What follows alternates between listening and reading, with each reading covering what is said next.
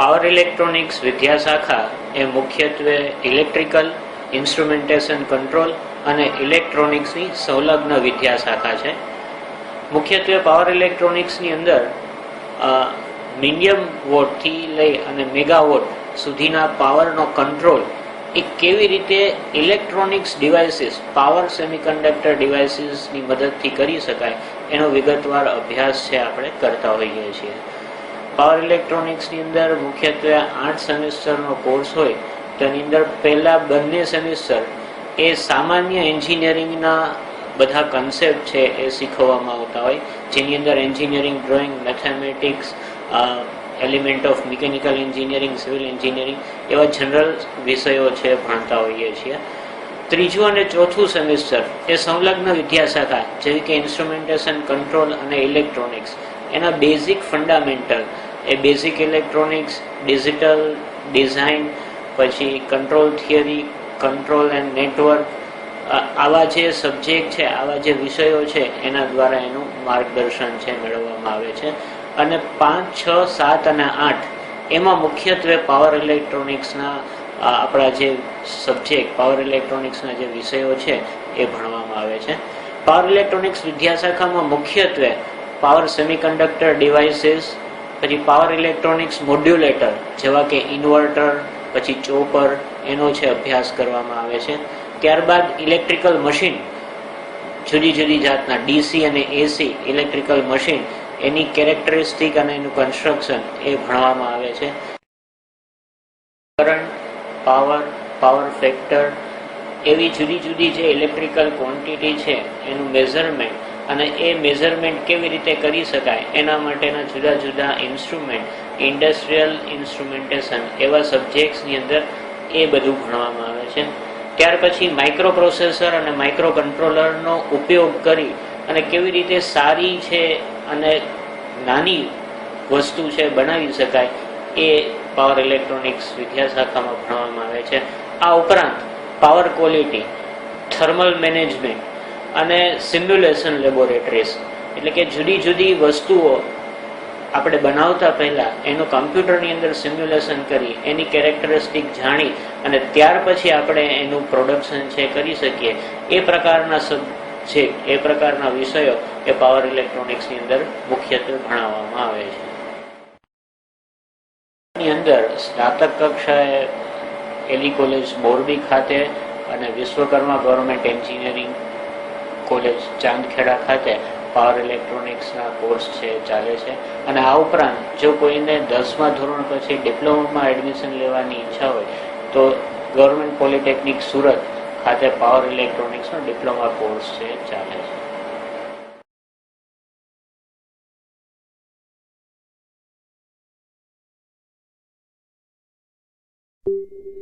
Every day, we use different devices for transporting us from one place to another, for generating energy from different resources, and for making our lives more comfortable, we use a multitude of convenience appliances.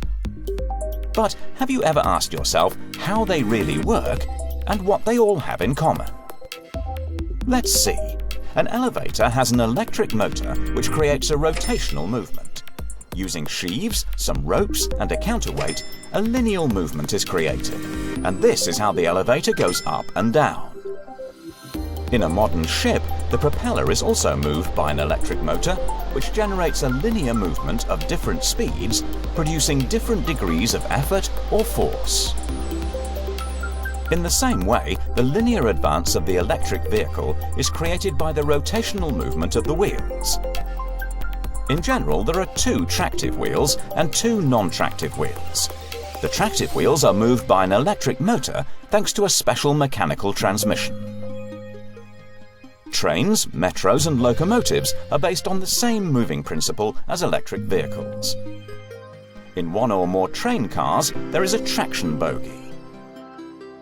But how can the motor ensure the desired speed in these 4 devices? How is it possible to obtain a controlled longitudinal movement without being affected by unpredictable factors, such as different loads, different sea conditions, different road conditions, headwind and tailwind, etc.? Let's see. The electric motor is responsible for providing the appropriate rotational speed and torque in each specific moment. However, the motor by itself is not able to provide the adjustable torque, effort or speed. It needs a power energy source and a power electronic converter that takes the necessary energy from the energy source and provides it to the electric motor. Lastly, a control algorithm is required to control all the components. The ensemble of these three elements, power electronic converter, electric motor and control, is known as electric drive. Using this technology, the following is possible. The elevator movement is always smooth and comfortable, and it stops at just the right level. In the train, we can obtain a constant speed independent of the load it is carrying. The ship is able to keep a linear direction, and in the electric vehicle, slipping, for instance, is avoided. That is why the different elements of the electric drive must be carefully designed, depending on the specific requirements of each application. To learn more about the technology presented in these 4 applications, you can find more information in this book.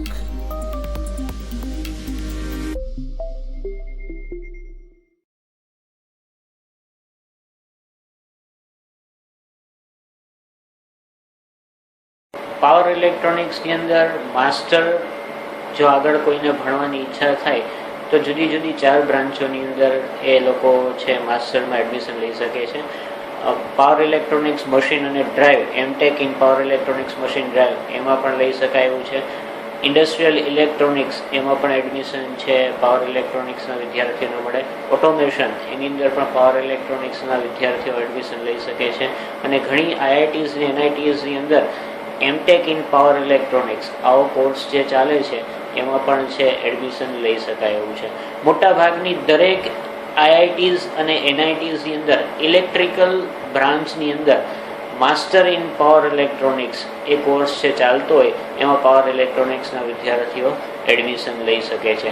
આ ઉપરાંત જો વિદેશ જઈ અને વિદ્યાર્થીને master કરવાની ઈચ્છા હોય તો કેનેડા, ઓસ્ટ્રેલિયા, અમેરિકા, ચાઇના અને જર્મની, આ 5 જે દેશો છે એની અંદર પાવર ઇલેક્ટ્રોનિક્સનો ખૂબ વ્યાપ થયેલો છે અને ત્યાં પણ સારી યુનિવર્સિટીમાં પાવર ઇલેક્ટ્રોનિક્સના માસ્ટર કોર્સ ચાલે છે. ઉપરાંત જોબની જો આપણે વાત કરીએ તો ISRO છે, IPR છે, PRL છે, એવી જે રિસર્ચ ઇન્સ્ટિટ્યૂટ છે એમાં રિસર્ચ એસોસિએટ તરીકે પાવર ઇલેક્ટ્રોનિક્સ એન્જિનિયર છે એ કામ કરતા હોય છે.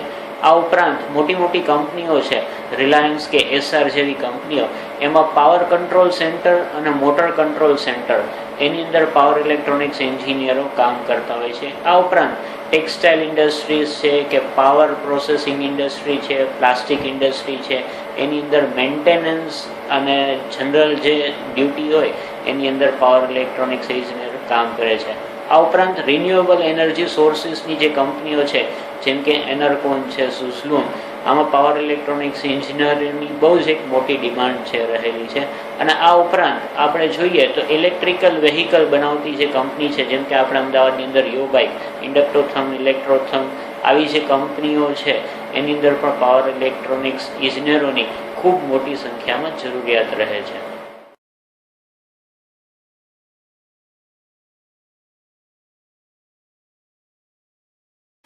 વિદ્યાર્થીઓને અભ્યાસકાળ દરમિયાન જો ઓછા પર્સન્ટેજ આવે તો એ લોકો માટે જોબ એ ખૂબ મોટી તકલીફ થઈ જતી હોય છે. પણ પાવર ઇલેક્ટ્રોનિક્સ ઇજનેરોએ આ બાબતે વિચારવાની જરૂર નથી. એ લોકો પોતાનો છે બિઝનેસ શરૂ કરી શકે એવું છે. દાખલા તરીકે આપણે ઉદાહરણ લઈએ તો ઇલેક્ટ્રોનિક ચોક છે, ફેન રેગ્યુલેટર છે, SMPS છે, બેટરી ચાર્જર છે, આવા જે ઇક્વિપમેન્ટ્સ છે એનું ટેસ્ટિંગ, સર્વિસિંગ છે એ લોકો છે કરી શકે છે. આ ઉપરાંત જો આપણે બીજું જોઈએ તો ઇન્ડસ્ટ્રીયલ ડ્રાઇવ્સ એનું છે મેન્ટેનન્સ, રિપેર અથવા તો માર્કેટિંગ પણ પાવર ઇલેક્ટ્રોનિક્સ ઇજનેરો કરી શકે છે.